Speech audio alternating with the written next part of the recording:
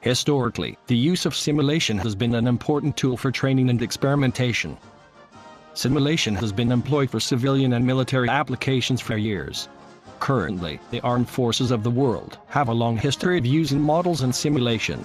Training in military doctrines and procedures is partially performed today with the help of modeling and simulation, especially with the growing complexity and operational costs of the military systems. Modern simulation-based training methods encompass several technologies, including live, virtual, and constructive simulation. Large-scale distributed training simulation technologies, like SimWare, provides the capability to link a large number of entities generated by disparate systems and place these entities into a common simulated battle space. As such, large-scale distributed training simulation technologies promise to provide a unique and potentially powerful approach for training joint and combined forces in safe war environments.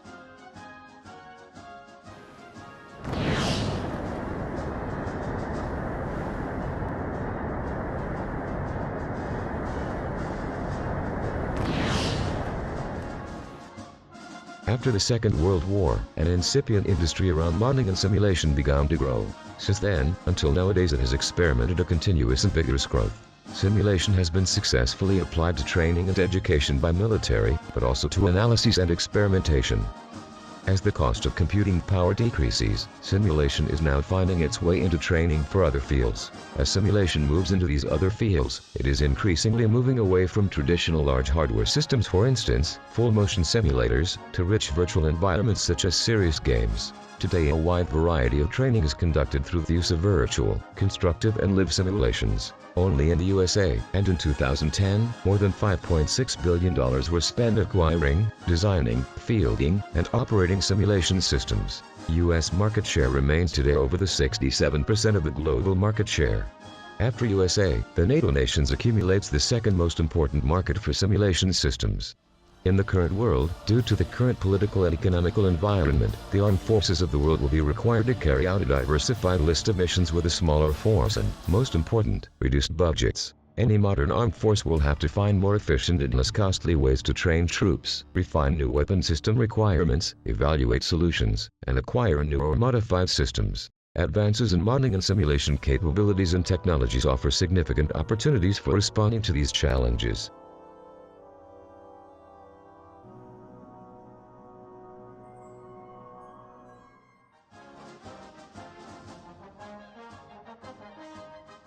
Distributed simulation first appeared in the 1960s with the development of a two-player interactive computer game.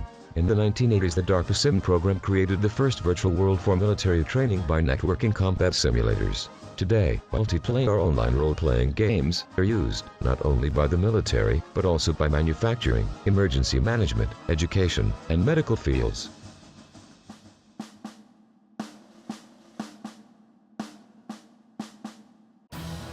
LVC Systems combine three types of distributed simulations and applications into a single distributed system.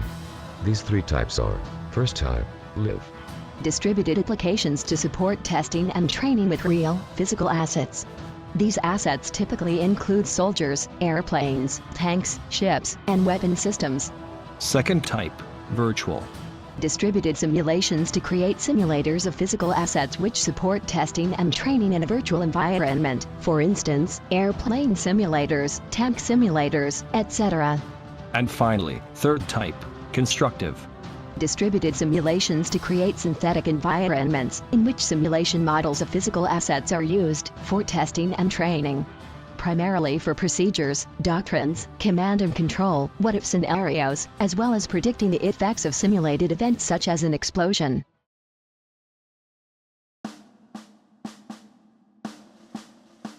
Within each simulation, there is an infrastructure that supports the operation of the system, but is itself largely domain independent. An infrastructure can support many different simulations. It's a potential source of software reuse. When every simulation was custom crafted for a specific application, there was no need nor opportunity for emphasis on an underlying architecture to support the extension of the system to future problems. Neither was any thought given to the reuse of the architecture by other simulation developers.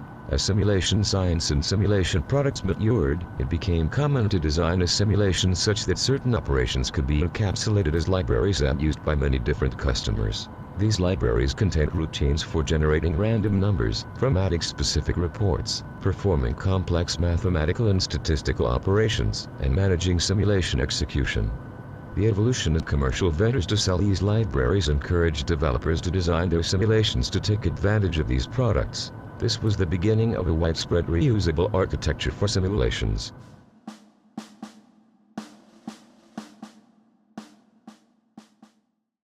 An architecture is a bridge from requirements to design, in which the most important, critical, or abstract requirements are used to determine a basic segmentation of the system. These driving requirements dictate the structure of any simulation architecture and its content. There are driving requirements in the technical realm, providing guidance on how the simulator should be constructed, and in the operational realm, providing guidance on what features the simulators must have. The most important technical driving requirements are interoperability, reuse, and composability. These three terms are all related, but each has a different emphasis. Interoperability. Interoperability is the characteristic of an independently developed software element that enables it to work together with other elements toward a common goal. There are many degrees of interoperability, varying on a continuum.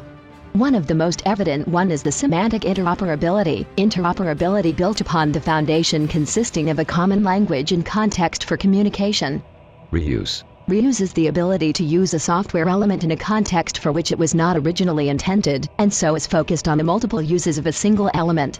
Composability. Composability is the ability to rapidly assemble, initialize, test, and execute a system from members of a pool of reusable, interoperable elements. Composability can occur at any scale. Reusable components can be combined to create an application, reusable applications can be combined to create a system, and reusable systems can be combined to create an enterprise. To achieve interoperability, one must have a common architecture, an ability to meaningfully communicate, including a common language and a common communication mechanism, and a common understanding of the context, including the environment and time. In addition to these features, reuse requires well-documented interfaces, and composability requires a repository that can contain the composable elements as well as metadata about how they can be assembled. Within some military simulation projects, a common structure began to emerge and repeat itself. That was how a new concept emerged: the simulation architecture. The architecture shown here could represent a very simplified one. It is focused on the functional nature of the missions to which the simulation is put. This centers on a simulation engine that performs both execution management and modeling functions. Simulation input data is created by a scenario generator. Simulation output data is analyzed by an after-action review system. A controller interface is used to manage the starting, execution, and stopping of the simulation. A training interface supports interactive participation by users. Finally, a network interface allows communication between simulations operating on different computers. This allows interoperability between heterogeneous simulations and the distributed execution of a single simulation system. Simulation architectures have evolved to enable networking. That's how different and distant simulators can participate in the same simulation exercise. Interactively. In real time. Under the pressure to boost the use of modeling and simulation in military training, new standards appeared, trying to solve the interoperability issues and proposing new architectures for distributed simulation. But no one satisfied the military requirements completely. So, industry is still working on enhancements of former standards, technologies and new solutions with new approaches to the problem. But interoperability issues still remain. The problem is that many of the simulation COTS vendors are implementing different communication protocols and using different data models. So, standards become more important than ever. In the case of architectures, the existing ecosystem is so heterogeneous. We can say that every major simulator builder has its own architecture. But this situation is changing as old architectures coming from 2000s generation of technologies for distributed systems, like Corba and JMS, can't support properly the challenges that military training or military operational research require to be faced. Today, there are different standards for simulation interoperability. Let's review some historical perspective. In the beginning, it was SimNet, a simulation network, in mid-80s. SimNet development was the first truly distributed simulation standard. Then, early in the 90s, became DIS, Distributed Interactive Simulation, as a standard based on SimNet. DIS was a native standard up to 2010, which shows its success. Today it is still one of the most used standards, mainly in virtual simulation because of HLA not delivering the promised performances. Then, in the 90s, HLA, high-level architecture, was developed as a substitute of DIS and other standards like ELSP used in constructive simulation. HLA was designed as the first ever universal standard for LVC simulation, providing services for any type of simulator, live, virtual or constructive. Nowadays, it is the main standard in simulation and is still evolving. You have a new release of the standard, called HLA Evolved, delivered in 2010. Not in the mainstream, but also important are TENA, Test and Training Enabling Architecture, and CTIA. Common Training Enabling Architecture. TENA since 2003 and CTIA since 2001. These two standards are U.S. military standards designed to solve some of HLA issues, especially in the quality of the data distribution and in the management of the network. TENA and CTIA have improved some HLA capabilities but are not the main industrial standards. This is because they are not international standards and are mainly based on the use of government off-the-shelf, provided by US DoD. By now using TENA in other nations than USA is not possible. So, these days it seems that HLA 1516 is the standard widely adopted. And its next evolution, HLA Evolved, could be the same in the short term. About the main interoperability issues we can mention here, there are the following. 1. Heterogeneous ecosystem of interoperability standards, with different versions of DIS, different versions of HLA, the new TENA in USA, and different vendors for all. 2. Customers spend the money developing so many custom data bridges and gateways. 3. Data bridges and gateways are commonly difficult to develop, upgrade and maintain. 4. No convergence of simulation architectures. No common data metals, no common protocols, no common data distribution mechanisms. 5. Restrictions in performance. Difficult to cope with very large, one-level exercises or experiments. 6. No plug-and-play capability. 7. Open architecture not always a feature. SimWare. The need for a flexible simulation architecture, enabled to integrate industry standards and COTS, to assure full interoperability. Let's look at the screen. This is a detailed representation of another distributed simulation architecture, applied to an imaginary distributed simulator. This simulator could be a flight simulator, which is connected to external simulators, sharing all relevant data between them, speaking each specific language, specific data models. These simulators could be existing ones, but not present in the same training center. They could be, for example, a submarine simulated by a constructive simulator and a man-operated UAV simulator that will participate in the same exercise. The core part of this picture is the data bus. Through it, all the data flows from every attached node to others. We can imagine it as a high-speed highway with different lanes for every kind of traffic: critic data, non-critic data, video or audio streams, timer ticks, events, etc. Apart, we can see different modules networked this way. 1. A visual environment. 2.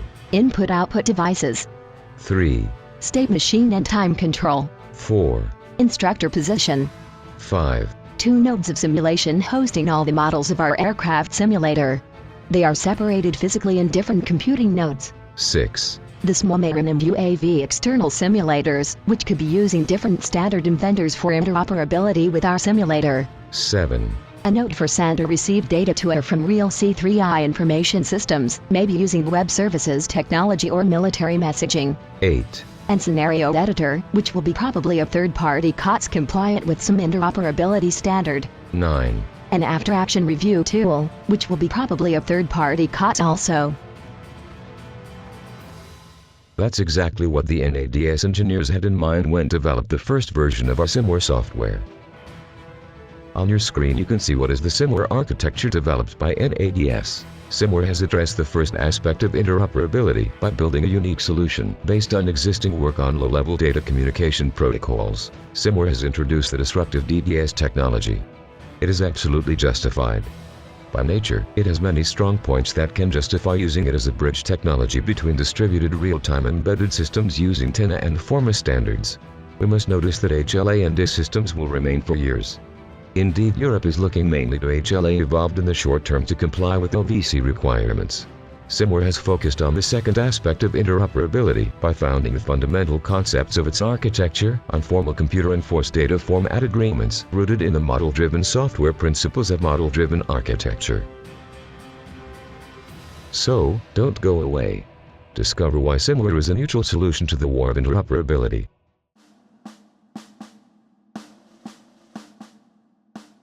The testing and training events occurring in the real world, meaning that real missiles are launched, real planes are flown, etc. And so, real measurements must be taken in real time and with high performance, for instance, latencies measured in milliseconds. SimWare systems are themselves inherently distributed, typically over a large geographic area. SimWare systems can include half a dozen to several hundred individual component sensors.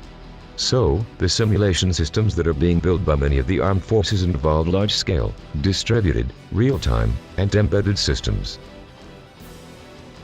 For various testing and training activities, these large-scale DRE SimWare systems utilizes live data, augmented with simulator systems, and simulations yielding an LVC system.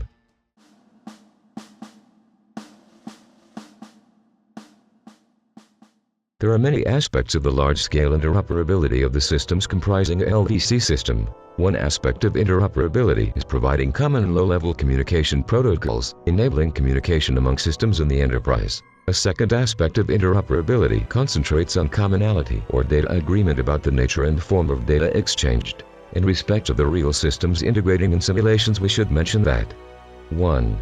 Most of them will have their own onboard training systems, others not. Each system participating in the system of systems distributed simulation can have its own interface for distributed simulation. 2. Many of the US DoD and NATO testing and training systems have made use of both DDS and HLA as part of their approach to creating LVC systems. However, simulation software architectures such as DDS and HLA are ill-suited themselves to support the demands of LVC systems, for instance the live component of LVC systems. 3. More recently, these US DoD has turned to the test and training enabling architecture, TENA, to support their LVC activities. TENA has addressed the first aspect of interoperability by building upon the existing body of work on low-level data communication protocols. It uses a CORBA-based middleware. TENA has focused on the second aspect of interoperability by founding the fundamental concepts of its architecture on formal computer-enforced data format agreements. 4. NATO is looking mainly to HLA evolved in the short term to comply with LVC requirements. So, interoperability is needed for making possible to integrate DDS, HLA evolved in TENA simulators. Apart from the several interfaces related to real systems, like C4ISR, that could be involved in the same exercise.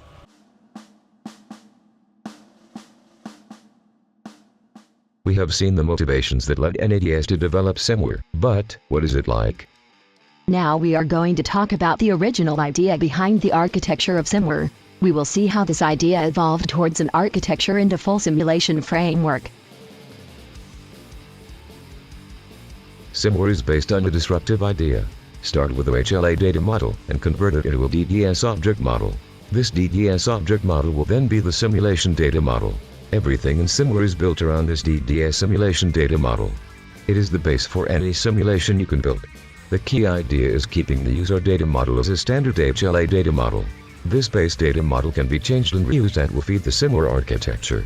The communication and all the simulation elements will then be built using this data model converted into a DDS object model. Later, we will talk further about DDS. For now, we will only say that DDS is a real-time communication layer. It allows fast and reliable communications. It gives SimWare an edge over traditional simulation architectures. Now, we already have our data model created as a library that talks DDS. We just need to add another library for creating, joining and, in general, managing this DDS-based simulation. This library is called SimWare Sim. SimWare Sim has a very simple and easy API that allows creating, joining and managing any simulation. SimWare Sim is the main element of SimWare. Every element uses it as its base. This library is the only element of SimWare that goes outside of the DDS frame. The library allows creating and managing simulations in HLA and DDS. User can have the same code and capabilities for a simulation in HLA or in DDS. In HLA, the user can choose between MAC or pitch. Regarding DDS, SimWare relies on PrismTech's OpenSplice DDS.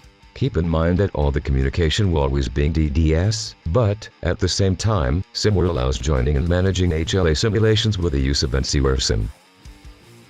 Based on these two elements, all the SimWare middleware has grown, until it has become a full simulation architecture. Let's see what this implies. 1.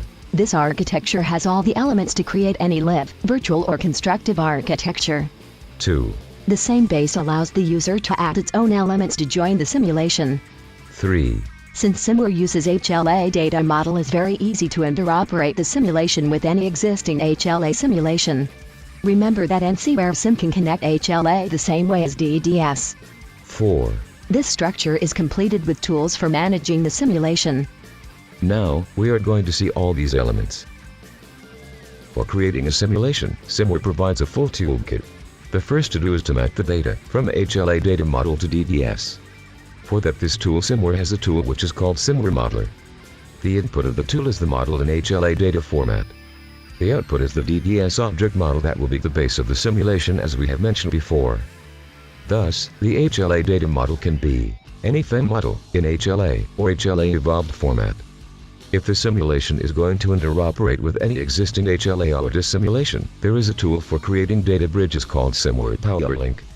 This tool only needs the source data models of the elements that are going to be connected. The user only has to decide which fields he wants to connect. As an output, the tool generates a data bridge fully operational between the chosen simulations. All the user has to take care of is about what data fields to connect. The complexity and the needed logic are hidden, and SimWare Sim layer takes care of them. The resulting output of PowerLink is a gateway. The third element is a tool for creating simulation models. This last tool, called SimDeveloper, is embedded into MATLAB SimLike. The idea behind this tool is that the user can create the simulation models using MATLAB. With MATLAB, these models can be created and tested. What SimDeveloper does is adding to these simulation models the same DDS object model that the user has defined with Modeler. This DDS object model is then the interface to act these simulation models to the DDS communication layer. Additionally, SimDeveloper adds code for controlling the state machine of these simulation models. Resulting simulation models can then be controlled with other SimWare tools. The same base can be used to add any new simulation element. All the user has to do is include SimWare Sim in the DDS object model he has previously created into his source code. With that, he will have all the elements to create and join the simulation and to manage the data model. Thus, SimWare gives the user all the communication layer for joining the simulation. The user can add any other element over this layer, for example his own visual.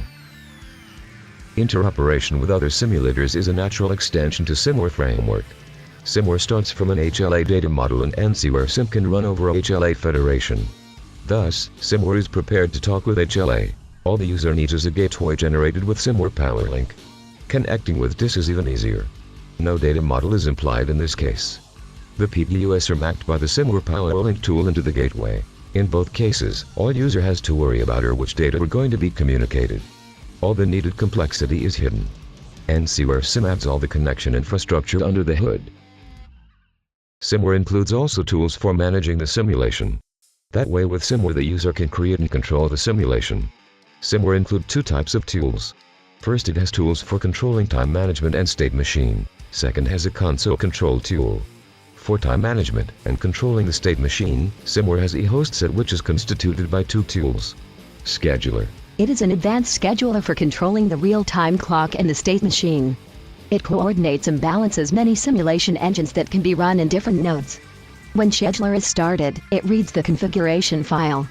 This configuration file contains all the configuration of the simulation, including frequency, and is the only element that determines the layout of the simulation. User only needs to change this file to change all the simulation. The information of this file is sent to the simulation engines. Simulation engines. Simulation engines are the elements that manage the simulation models in each simulation node. The information about what simulation models to load and run, and the frequency of the simulation, comes from the scheduler. The scheduler tool commands the time management of all the simulation. This doesn't mean that time cannot be accelerated or advanced.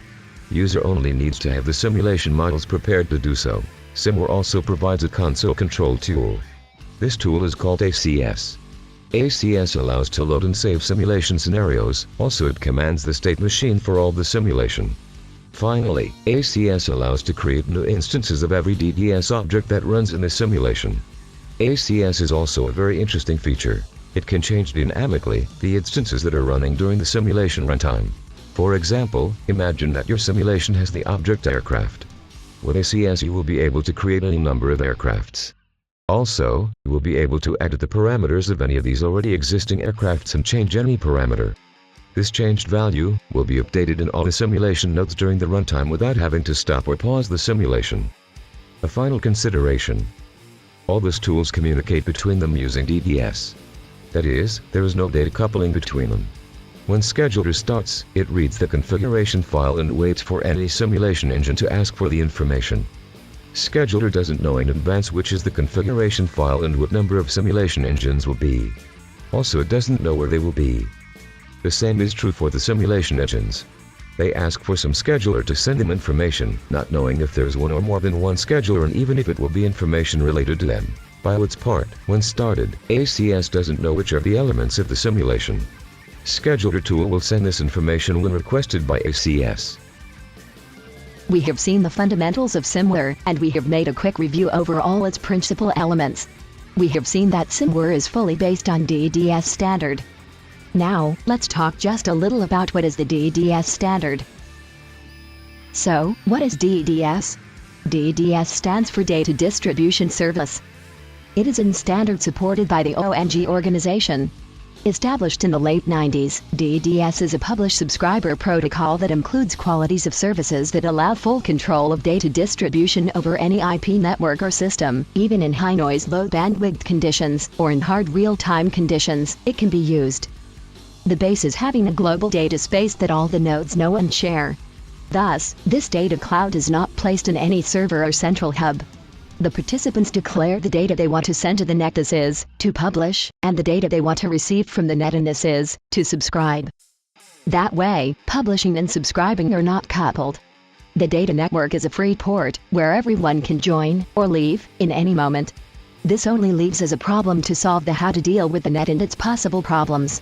This part is solved with quality of services. Quality of services allow to control how the data are distributed in space, the net, and in time, fate.g.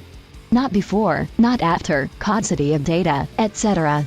Also, these quality of services are local properties of each element that publish and subscribe, what is called an instance. In all, there are 22 qualities of services. All data interchanges in DDS and offer versus demand issue. When a new participant subscribes any element, it declares the minimum quality of service it wants. When any participant publishes an element, it declares the quality of service that this data will have. And only if both qualities match, the data received. In summary, data are decoupled in time and space. There are no fault points. In this schema, scalability surge naturally, since, for sending data to and from, nothing has to be known about the participants. More formally now. DDS is part of a group of standard from the OMG Object Management Group. The first official version is from 2003 and current version is 1.2 from 2007. DDS is really a two-layered protocol, DCPS and DLRL. DCPS is the publish-subscribe layer. DLRL is a standard for creating the information in an object-oriented application interface. The information is organized in units called topics. A king of it is DDSI, now in version 2.1. DDSI, also called RTPS, is the standard for interoperability. Starting from 2009, all the DDS vendors comply with the DDSI protocol. The standard has also a new extension for information assurance, now in beta state, and is evolving towards web and not so good nets, noisy nets, low bandwidths, etc.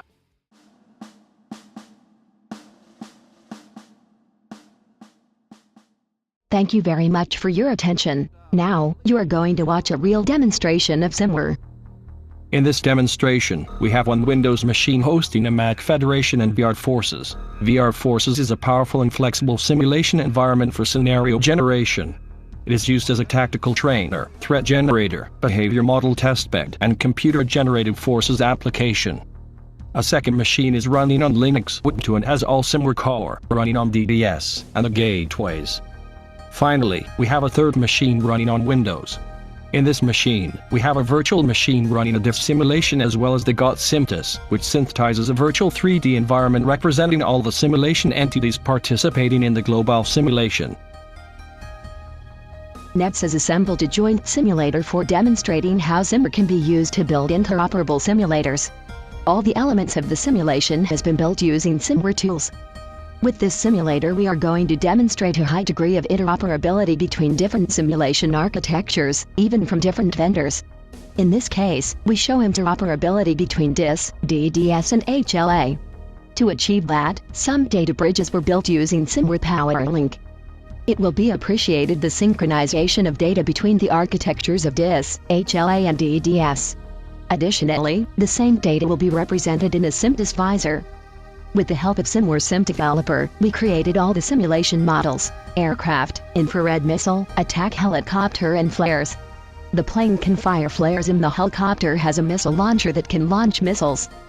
Additionally, we have some basic simulation services: terrain service, atmospherical service, infrared detection service, damage service and detonation service. The simulation is managed thanks to SimWare Host component, which hosts all the simulation models.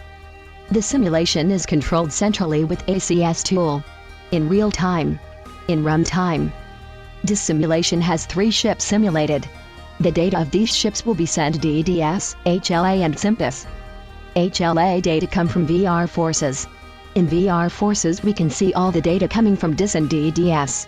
Additionally, we can create elements in VR forces that will be sent to DDS and SimTus. Finally, using ACS we can create any number of planes and missile launchers. Every plane can send flares and every missile launcher launch missiles. These elements will be shown in VR forces and SimTus. Simulation services will be working during all the simulation. Their effect can be seen both in VR forces and SimTus, for example as the radar contact of a plane. SimTus is only incorporated for representation purposes only.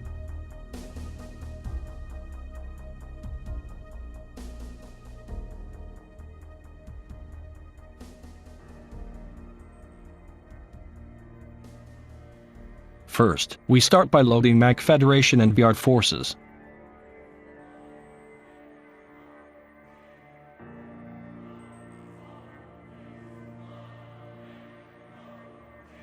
In VR forces, we load a scenario without any elements.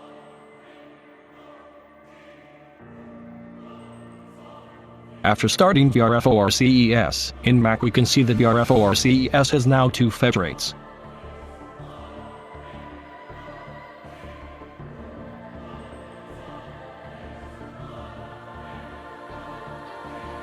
We now wait until the machine starts the simulation going from init state to execute state.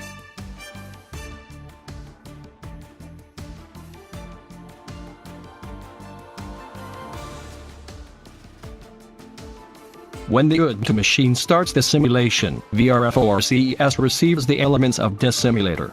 In this case 3 ships.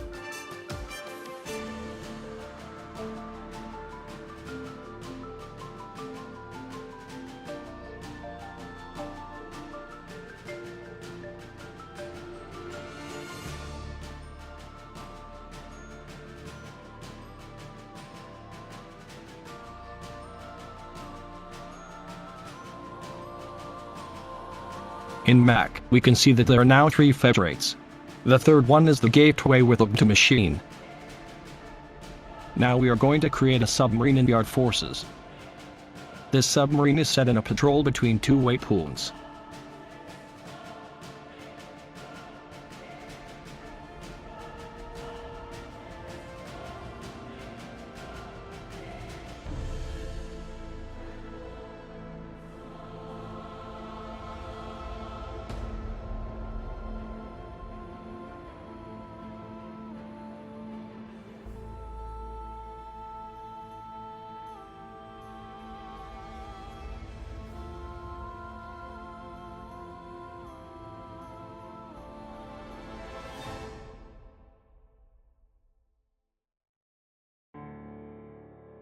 This submarine is sent to DDS and SimTus. We can see it in SimTus. This machine has the DDS core and all the gateways. We start the simulation.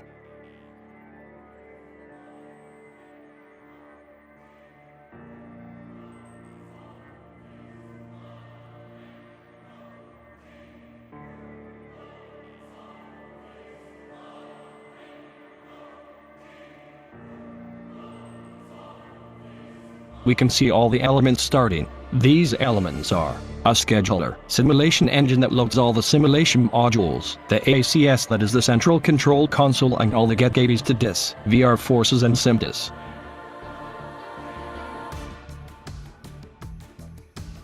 When everything is started, we can command the state machine with ACS.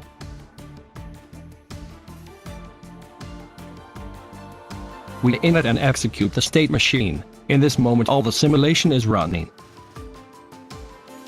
Now we are going to create new elements from DDS. In each one we can change any parameter before creating them. First we create an airplane.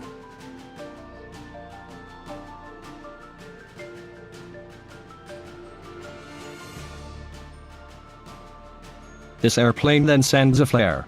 Note that the flare is a different simulation model and that is dynamically created by the airplane. We can create any number of airplanes.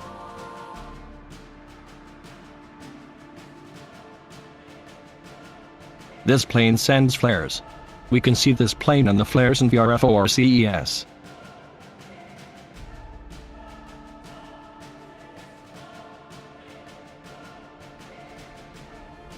Finally, we create a launcher.